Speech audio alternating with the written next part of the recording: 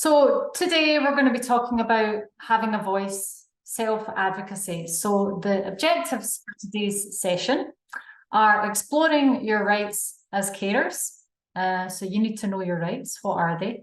Learning to communicate in an effective way, understanding the importance of planning for meetings, and learning how language and emotions that you have as carers, very common carer emotions, can affect your voice and affect your ability to speak up. So first of all, we talk about self-advocacy. It's not always evident what actually self-advocacy means. What is it? It's essentially getting your voice heard. It's about protecting and upholding your rights. So it's important that you know your rights. And it's important that you let other people know that you know your rights. It's about being able to effectively and confidently communicate. And it's also about being willing and able to compromise where possible and where necessary. So we'll talk a wee bit more about each of these things. So it's about getting your voice heard. What can help you get your voice heard? First off, knowing your rights. Secondly, being assertive rather than other less effective ways of communication or effective behaviour types, but we'll talk about them and what they are. It's about good planning and negotiation. It's about using language and how you speak effectively. It's about understanding emotions, so understanding what you're feeling and how that can have an impact on getting your voice heard and what you can do about it. And it's also about good self-awareness, which underpins all of these things. So we'll talk a little bit about all of these. First off, carers' rights. Now, this could be a session all in itself. So I am not going to be doing a fully in-depth session about your rights, but just giving you some of your rights and the importance of knowing your rights to have that voice as well, okay? So there is quite a lot of legislation across the whole of the UK where carers, where your rights are protected, where there are rights specifically for you as carers. These are some of them. If you want to find out more about these rights, you can have a look on our website, have a look on our Being Heard guides. I've put some links in the slides section, and I'll share my slides with you after this session, so you've got access to these links, okay? So you can find out more about the specific legislation after this session, but I want to cherry pick some of the rights that are within that legislation that affect you as carers. Do you carers, just out of interest, do you think you are quite well versed in your rights? Do you think you know your rights? Or not sure? You can pop in the chat or just do a thumbs down, whatever it may be. Okay, see a few thumbs down. Okay, right. So hopefully this bit will help. First off, most important one, the one hopefully I'm hoping you have all heard of before, is a carer's assessment.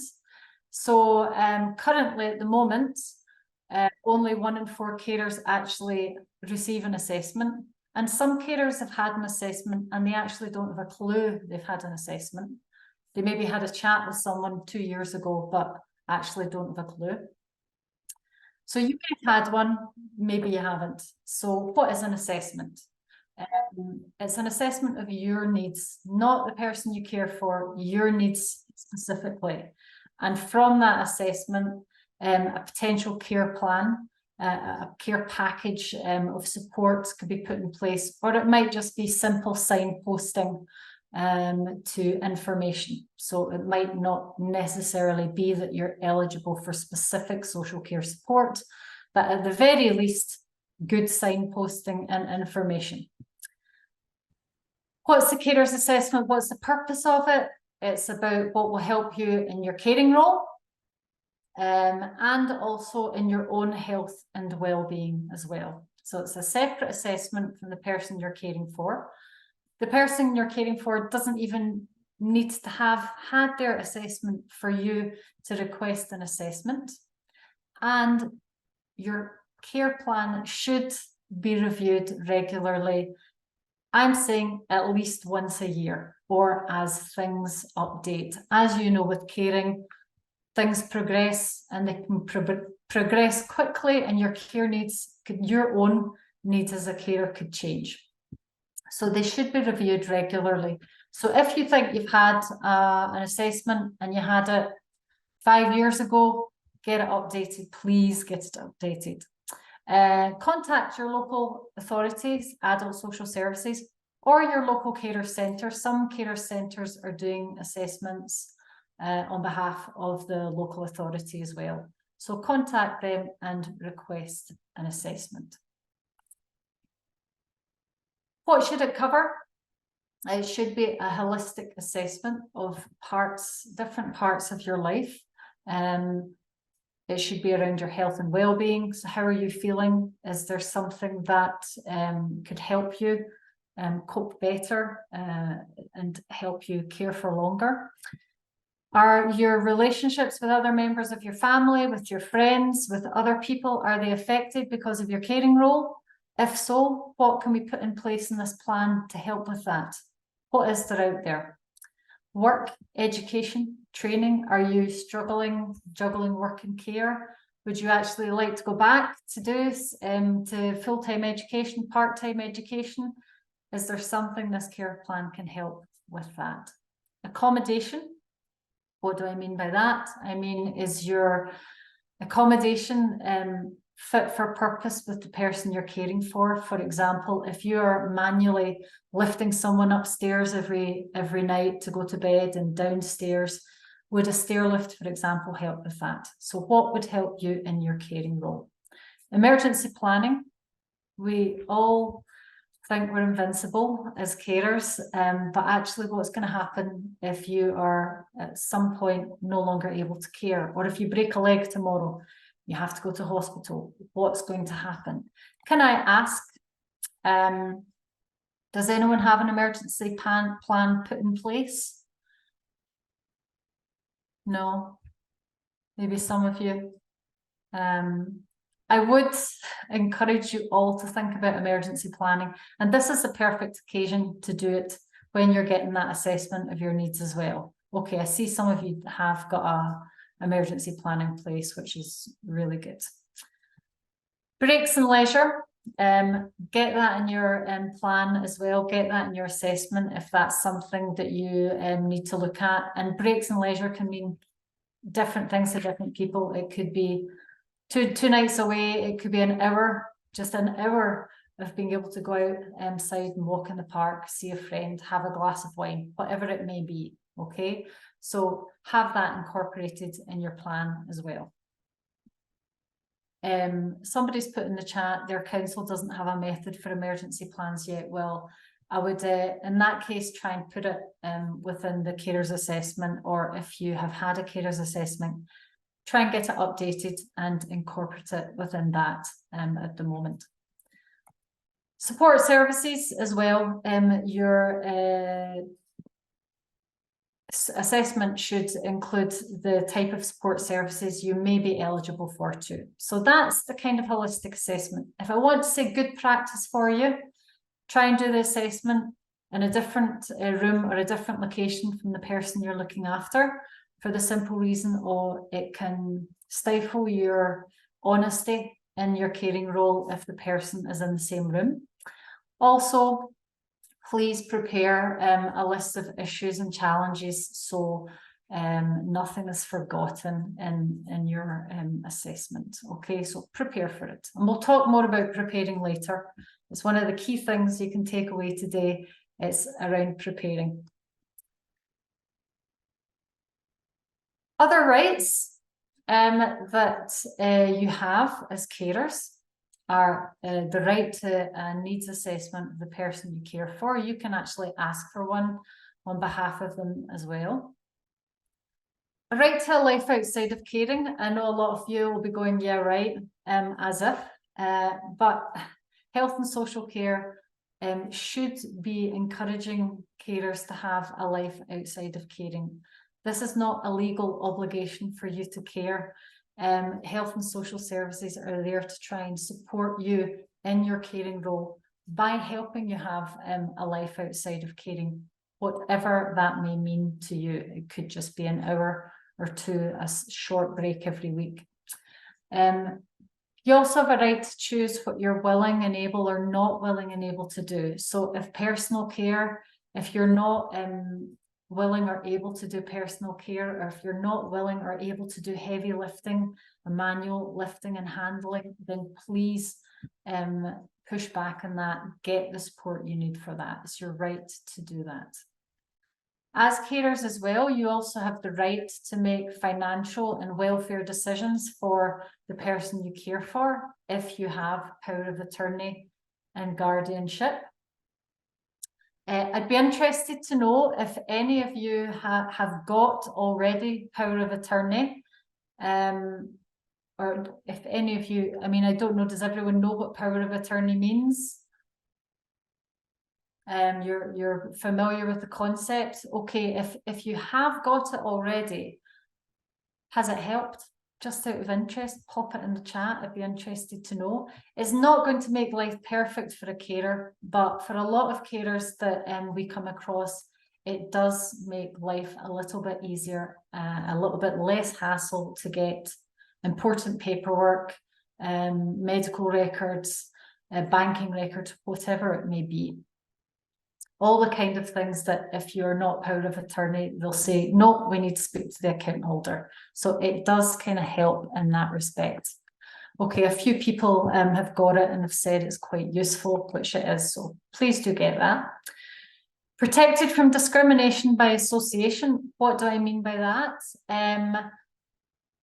I mean, are you being discriminated because you're looking after somebody with a disability or who is elderly? So disability and age are two protected characteristics. And if you find yourself being discriminated because of your caring role, whether it's going for a job, a promotion and not getting it because of that, there are laws, the Equality Act, to protect you against things like that. And of course, other rights, potentially claiming benefits. So there's a whole host of benefits and pots of money and things for winter heating and other things that you might be entitled to. I've seen a few other Share and Learns, has quite a lot of information around stuff like that. So I think it's worth going on and watching the videos of these too.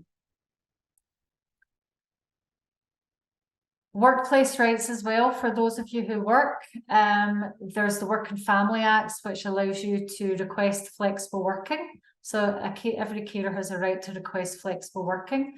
This is going to be updated a little bit with the Employment Relations Act, which is hopefully coming into play next year. At the moment, currently, you can request flexible working after 26 weeks. However, that will be a day one right with this new act. Unfortunately, however, there's always an unfortunately, but an employer can refuse your request for flexible working, but they have to give a good business reason. I would get that in writing, get that in black and white. Don't just accept, no, we're busy. Okay, that's not a good business reason by law. It should be something a bit more meatier. And also, if they do say no, they should actively be exploring alternatives for you to help support, keep you in work. Now, flexible working could mean a whole bunch of things. It could mean compressed hours. It could mean coming in late on a Monday and leaving a bit later on a Monday because on Monday mornings you take the person you care for to a medical appointment. It could be hybrid working. So there's a whole host of things it could be. It's what suits you. And your employer should be working with you to try and come up with a solution. Carers Leave Act is another new act that's going to be hopefully starting next year. And that will give carers, all carers in the UK, a right to 5 working days a year, or carers, should I say, in Scotland, England and Wales. Right to 5 working days a year that can be taken flexibly, and it's a day one right, and you can self-certify, so you don't need to give a bunch of paperwork saying, okay, proving that you're a carer. There's also things like time off in emergencies to care for dependents, parental leave and shared parental leave.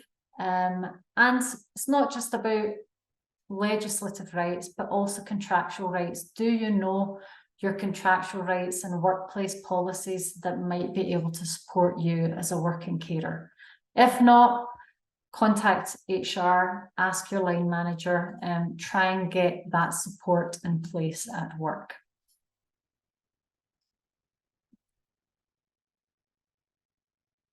So lastly, do you know your rights? If you do, brilliant. If you don't, upskill yourself, and please let people know that you know your rights. So for example, in Scotland, hospital discharge, every carer is legally has a right to be involved fully in the hospital discharge process. Now that should be good practice everywhere, but it's not for a lot of people. So it's about knowing your rights, upskilling yourself, keeping up to date. And you can keep up to date with us with our newsletters if you join us as a member, because all of these changes that are upcoming might affect you and your rights. And finally, on rights, before we move on, practical rights, not just about legislation too. So practical things like asking for information in plain English. There's a lot of jargon and acronyms that are used in health and social care around the person, potentially the condition of the person you look after. So ask for information in plain English. They have a duty of care, actually. They should be giving you this information in plain English, and it's bad practice otherwise. Ensure you have a meeting agenda ahead of time. Now, the reason I'm saying that, you might think, so obvious, why are you saying a meeting agenda? Because some carers go into a meeting thinking they're going to be talking about one thing, and the person they're having a meeting with thinks they're talking about something else. So ensure you have that meeting agenda set. Why? So that you can prepare for the meeting, which we'll talk about later on. Be given clear answers to your questions. So make sure you're being heard, your voice is being heard, you're an equal partner in care. Notes and minutes, ask for any notes or minutes that are being recorded, just so you can take them for your own purpose and relook about what was discussed and action points that were discussed as well. If not, share your own notes and action points with them as well. Recording, I put recording because a couple of carers have told me this. They record meetings if they go in. Of course, please ask for permission before you record a meeting. Why do they record a meeting? Not to go to the Daily Mail or wherever they want to go to complain, but simply for the fact that you don't take in, if it's really difficult for us all to take in things in a meeting that are being said, especially really emotional things that could be affecting us. So it's really just to go home and re-listen to what was said in their own time. So if you think you might find that helpful, please ask them if you can record it. If you don't ask, you don't get, so why not? And finally, if you're not good at taking notes yourself, get somebody in with you to take notes. It could be a friend, family member, carer support worker from the carer centre, could even be an advocacy worker if you can get one, if you have access to one. But you have the right to bring somebody with you into a meeting for support. They might not say anything, it might just purely be for encouragement to kind of build your confidence, just somebody there with you. Do you guys do that already? I don't know if anyone does that, if anyone brings people to meetings. It's a good idea. What do you think? If you do it, does it help you? Does it help with your confidence? Please share in the chat. So that's practical rights. Are there any questions around rights before we go that haven't already been answered in the chat? session? No, I'm not sure. Okay, let's see. Okay, right, if there's any other questions as you go on and you think, actually I do have a question, chuck it in the chat or feel free to ask a question, okay, and I can either answer it for you or Jane potentially. Jane, I'm lumbering you in it, or Lucy can answer as well. So, important to know your rights to get your voice heard. Now, assertiveness, or that's the best behavior type for you to get your voice heard. There are, of course, other behavior types that are very common across all of us. For me, I look at this, I am a bit of everything. Possibly assertive and passive would be my go-to ones. But there are people that exhibit all of these, and that's perfectly normal. So what is it? It's passive, for example, avoiding conflict, giving in to others, apologizing consistently, and maybe being quiet when they're having meetings, just letting decisions be made for them. Very common for a lot of carers who are simply worn down, so understandable. Passive aggressive, so deliberately making people feel guilty or awkward, not being upfront with your feelings. Aggressive, their go-to is resorting to confrontation, dominating a discussion, being very angry, they're right, you're wrong, getting personal, belittling the views of others. Some carers, they do say a little bit of aggression works for them, but for other people it can blow up in their face. But assertive is really the best one to try and be when you're in a meeting. So that could be, what does it mean? It means being open and honest, standing up for yourself, but respecting other people's opinions, actually letting them speak as well, having a willingness to compromise. So these are all different things. Can I ask you guys, where do you see yourselves in all of this? Do you see yourself a bit of everything, a bit of passive, aggressive? Can pop it in the chat, or if you like as well. There's a question, Patricia, in the chat. Yes. All right, sure. Sorry, I'm just scrolling. Do the carers leave rights seem to be only for people who live in with cared for, or only certain dependents? Example, child or partner. Is that true? No, it shouldn't matter if you're living with the person or not. In fact, you could be in another county from the person or another area. So it doesn't matter. These rights are core carer rights.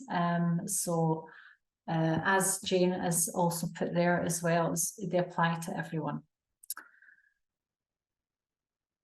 So, assertiveness. What is it then? What is the kind of behavior that you want to display to get your point across as much as possible? It is assertiveness, and it's recognizing your needs first of all. That might sound really simple, but when you sit down with somebody and say, what is it that you actually need?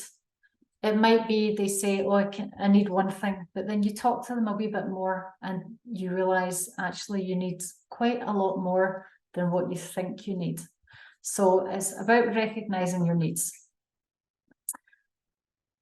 If you're not sure what your needs are, it can be quite overwhelming or difficult to even realize what your needs are. Speak to someone, whether it's carer centre or a carer support worker, somebody here at the advice line.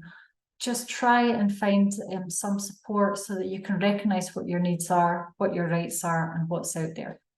It's also about asking openly and directly for what you want, and respecting the rights and needs of other people. So, as I've said, with the more aggressive type of behaviour, they don't really do that.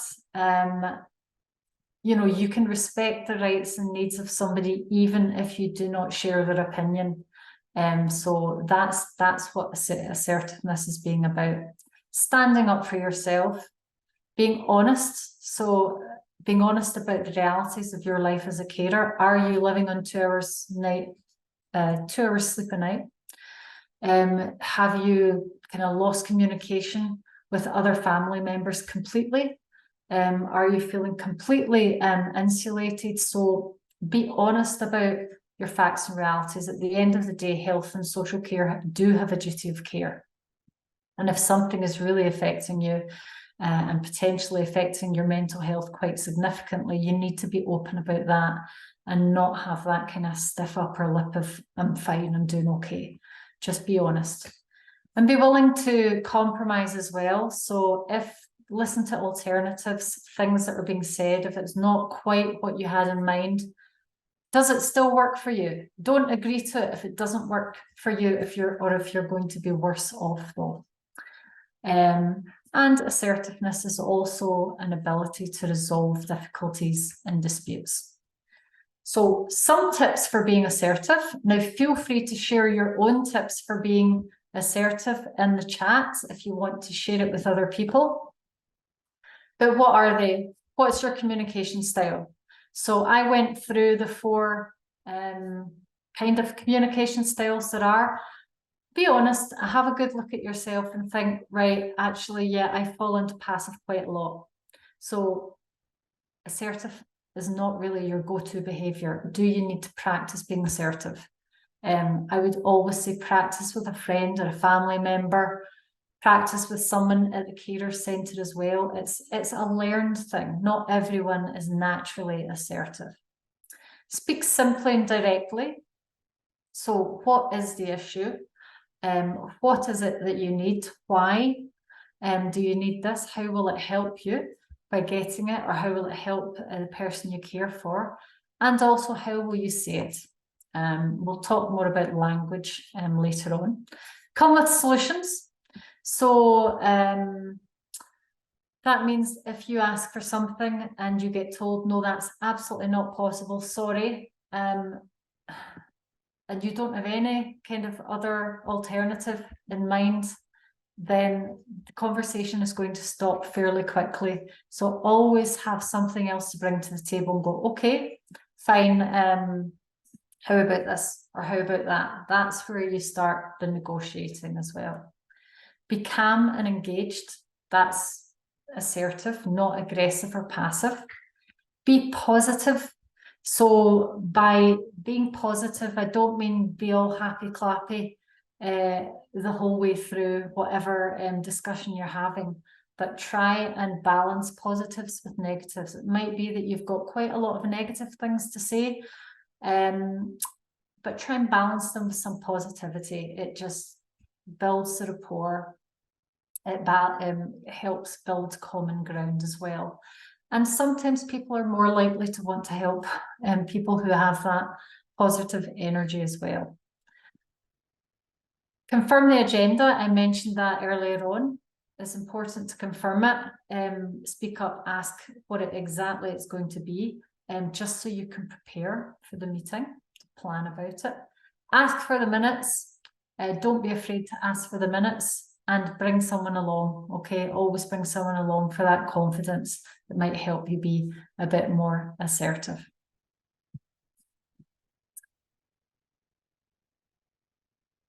Before we go into planning and negotiating, actually, any other of your own tips for being assertive? Anyone want to share or any questions? If not, I will continue.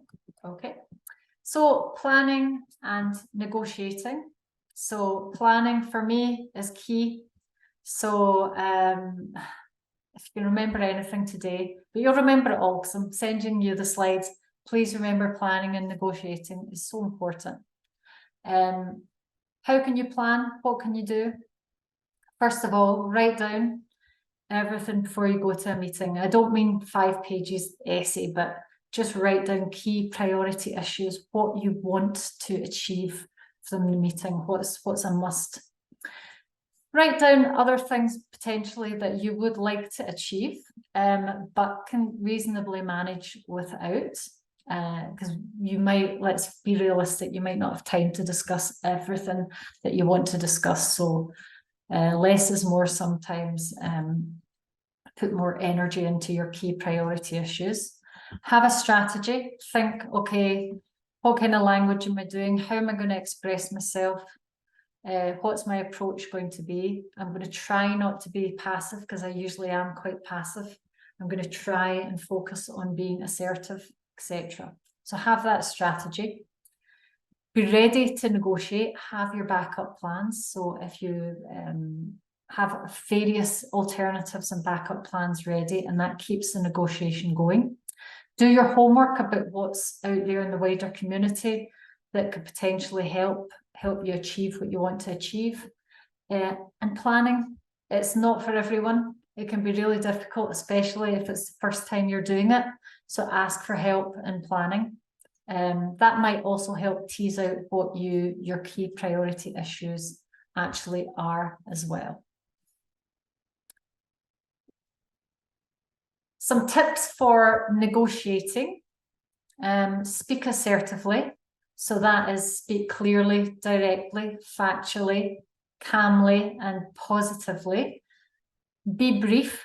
Don't hijack the whole meeting talking about the whole history of your caring role, if it's not going to help you achieve your objectives. So think about what the meeting's about and what you want to achieve, and just be kind of brief and stick to that. Listen to responses and alternatives, and compromise if you're able to compromise.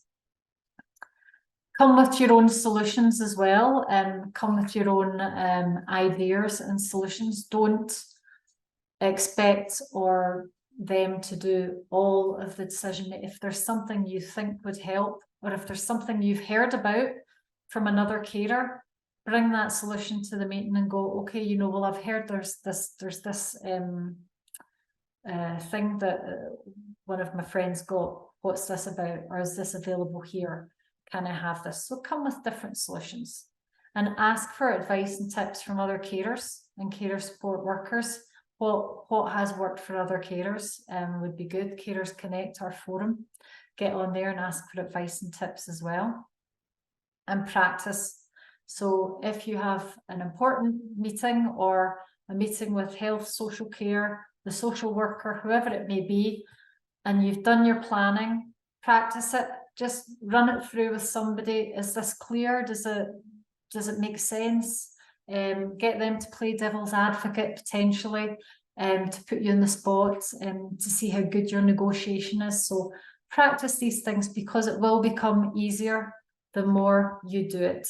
And don't expect to be an absolute expert. And the thing is, you could be an expert. You might be doing a lot of this already, but there's always room to learn, and that's where the self-awareness comes. So that's negotiating tips. Any questions so far? Maz has said we are the lived experts. 100% agree. 100%. This is the whole point of equal partner in care. You have the knowledge. It might not be legislative knowledge that a social worker has. It might not be health knowledge that a consultant has, but you have other extremely crucial knowledge about the person you're looking after as well. Some other things in the chat around tips. I'll ask them what their possible outcomes would be, what they could possibly offer. I've asked if I can think about things and get back to them. Needing thinking time, you're right, is crucial. Don't make decisions there and then. Don't ever do that if you don't, unless you feel 100% comfortable with it. Take time, whether it's a 10-minute break, whether it's getting back to people the following day. 100% crucial. So thanks for putting that in the chat. Okay, language. Number 4, language. It's really important what you're saying, how you're expressing yourself, what you want to say, how will you say it, and planning can help with that. You'll find a lot of carers might go into meetings, and you might be some of them too, and they haven't really planned. And then they start speaking, and then they just go with it, they wing it. And that can work for some people, but it really can blow up in your face for other people as well. You'll forget what you wanted to say, or you're not really expressing yourself as best you could, or you forget a lot of things. So if you're planning, if you're preparing, you're also thinking about your language, how you want to say things. So be objective, use neutral language as much as possible. You're in very personal situations when you're having these discussions with health and social care or other organisations. So try not to use judgmental language, aggressive language, overly personal or attacking language as well. So, and if you plan, you'll have that strategy of how you're going to express yourself in the meeting. Be direct, specific, factual. That's, again, being assertive. And positive language to keep the goodwill and keep the energy going. And explain a situation fully, so don't be vague. If you need a specific type of support, or if your loved one is looking for a specific type of support at a specific place, say it, because otherwise the other person that's listening, who's going to be making the decisions, will decide for you what they're going to put in place, and it might end up not suiting you or your loved ones. So try and be as specific as you can as well. Again, preparing what you want to say with someone can help you, especially if you find it difficult to express yourself. That's not everyone's strong point. Somebody's put in the chat, it can be hard to keep calm when it's about somebody you love. 100% agree. This is not always going to be, these are not foolproof things. It's not always going to go to plan all the time, and that's perfectly normal too. But just try, if things don't go to plan, you lose your cool, something happens, at least you're reflecting on it, you're understanding why, what were your triggers, and okay, how am I going to try and avoid that the next time? But I 100% understand, we're not robots. So just as long as you can acknowledge that that's probably something that you wish you'd not done, and let's see about how can I not repeat that in the future as much as possible. So it's not going to be fully perfect, so don't worry about that, okay? Finally, or not finally, should I say, number 5, we've got 6 points to look at. So number 5, emotions. We all have them, carers more so than non-carers, but common carer emotions like stress, anxiety, anger, for instance, can all affect your ability to be heard. For some carers, anxiety can completely put them in passive mode, and they just let decisions be made. Anger and frustration at services can have an ability on your voice being heard as well. It can also knock your confidence and reinforce a negative mindset. So you're going into meetings going, well, the last meeting I had with that social worker was a disaster, so it's going to be the same, and I'm knackered, and I'll just see what happens, okay? And it makes it harder to negotiate things. It makes it harder to be assertive, to get your points across, to get better outcomes for yourself. And it can also harm relationships with people in your life as well. So for a lot of carers, rebalancing emotions is really quite crucial to helping them understand and control their emotions a little bit better. So a lot of carers, and I would love you to share in the chat just now what you guys do for your own health and well-being, what helps you. If you do anything, please pop it in the chat. But mindfulness, breathing exercises, meditation, yoga, are all a lot of things that carers specifically, even just for 1 hour a day, a little meditation, breathing exercises. It might be some carers do breathing exercises before they go into a meeting, have a quick mindfulness session before they go in to have that phone call, whatever it may be, just for a bit of time out. Talk to someone as well, friend, family, colleague.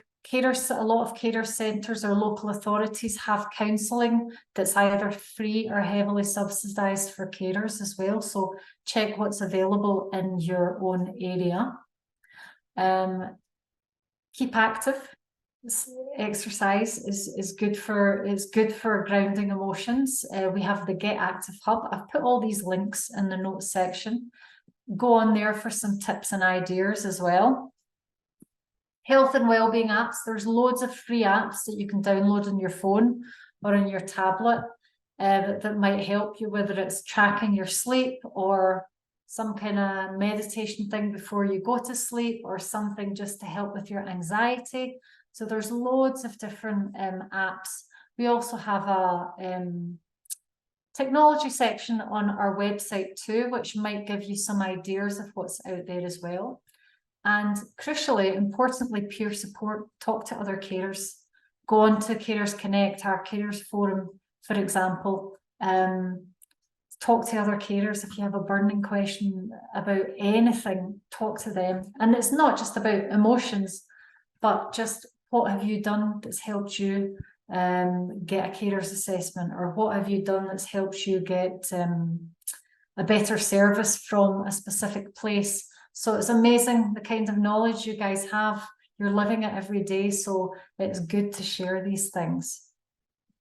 Some people have put coffee and a chat is good for them, listening to music, reading and walking outdoors, exercising, meeting up online with carers. So there's quite a few things that people do. Reading. I'm a big reader. I like reading. Okay, so that's emotions. Now, finally, we have good self-awareness. It underpins everything we've spoken about today. It underpins the emotions, assertiveness, negotiating, is how we see ourselves and what can we do to better ourselves. So, for example, how do I come across? Think about that. Are you passive? Be honest with yourself. Am I passive? Am I aggressive? Okay, maybe I can be a bit aggressive in meetings, but it's only because I'm frustrated. The fact is you're recognizing it. And that means that you can change it. You can do something to improve yourself potentially so that you don't come across so aggressive, for example.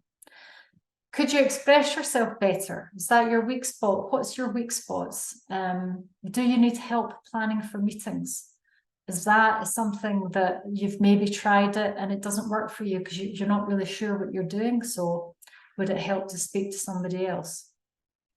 How do you feel? And is it affecting your ability to speak up?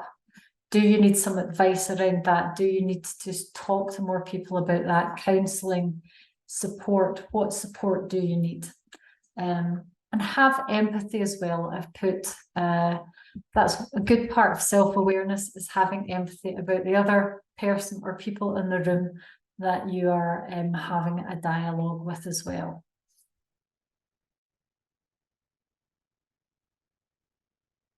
An exercise for self-awareness, if you think, oh, I don't even know where to begin, or how do I put, what's the point? Yes, I can talk about, yeah, I'm aggressive, and what can I do about it? How can I make that a better situation for me?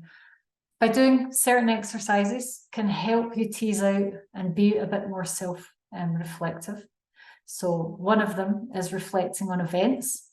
A lot of carers have found this quite a useful, handy way to understand themselves a wee bit more and see where they need learning or how they can improve or communicate better. So a good way to do that is assess negative and positive meetings, incidences, whatever that have that it is that you want to assess that have occurred with other people. So how did they make you feel? What worked? What didn't work? Did something happen in the meeting to trigger you where you became really aggressive? If so, what was it? What are your trigger points? How did you communicate your needs? Were you a bit more passive than you usually are? Were you actually more assertive? Did you try something that really worked that you wanted to carry on to another meeting? So what we're wanting to do is find out how are you getting on and what do you want to ditch and what do you want to take with you into other meetings? How could you be better prepared in the future? And can someone help you identify any learning that might help, like rights, knowing your rights, carers' rights sessions, for example. Can the carer centre help you, your local carer centre? So who can help you with things that you find? Would you all say that you're quite good self-reflectors? You can just pop it in the chat, yes, no, sometimes, okay. So that's one exercise you can try, but otherwise just try and be that wee bit more self-aware. Okay, and finally, from all we've talked about today, this is your recap, golden rules for being heard, for having that voice. So know and speak up about your rights, be assertive, it will build your confidence. And the more your confidence is built, the better a negotiator you'll be. Prepare for meetings and get help with this if you don't feel comfortable doing it. Be clear, be positive, be ready to negotiate, come with solutions, look at alternatives, find out what's going on locally. Somebody can help you with that, somebody at the carer centre, citizens advice, wherever it may be. There might be something on our website as well that can help you. Use language effectively and look after your health and well-being. And that is it. I've put a link to the self-advocacy guide for carers for each nation if you want to find out a wee bit more about what we've spoken about today.